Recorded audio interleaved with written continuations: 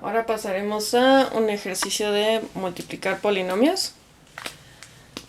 Primero recordamos la definición.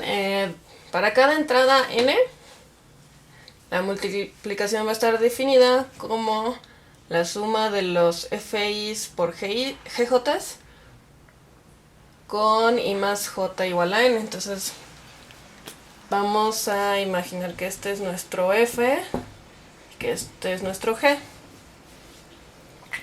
Así vamos a comenzar a hacerlo entrada a entrada. Entonces F por G de la primera entrada va a ser la suma de los FIs por GJs, tales que I más J igual a 0. Hay que observar que estos I's, J's, N's son todos naturales. Entonces la única manera en que dos naturales me sumen 0 es que los dos sean 0.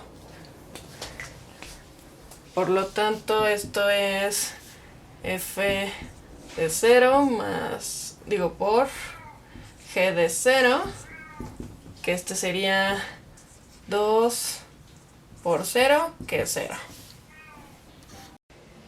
Ahora hacemos lo mismo con la entrada 1. F por G de 1 va a ser la suma de los I más J que den 1 de F y GJ. Al igual que antes, para que dos naturales sumen 1, la única posibilidad es que uno valga 0 y el otro 1. Por lo tanto, esta suma será F de 0 G de 1 más F de 1 G de 0, que en este caso F de 0 es 2, G de 1 es 1, ¿sí? Más F de 1 es 0 y G de 0 es 0. Por lo tanto, nada más nos queda 2 más 0, que es 2. Ahora F por G de 2 es la suma de los I más J que dan 2 de FI por GJ. Entonces ahora, para que dos números naturales me den 2, ahora hay más posibilidades.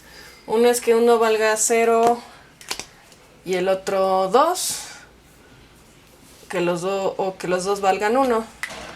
Entonces vamos a tener F de 0 por G de 2 más F de 2 por G de 0. Estos son los dos casos donde uno vale 0 y el otro 2. Y la otra opción es que los dos valgan 1. F de 1 más por G de 1. Y ya no, esas son todas las opciones. Entonces vamos a tener F de 0 es 2, G de 2 es 0, 2 por 0. Luego tengo F de 2 es 0, no, 3, perdón, 3. Espero no haberme equivocado con ninguna cuenta. Aquí lo voy a poner, este es la entrada 0, la entrada 1, la entrada 2, la entrada 3. 0, 1, 2, 3. Espero no haberme equivocado en ninguna. Entonces, a ver, 2 por 0 más 3 por 0 más luego es F de 1, 0, G de 1 es 1. Entonces tengo 0 más 0 más 0, que es 0. Ahora paso al 3.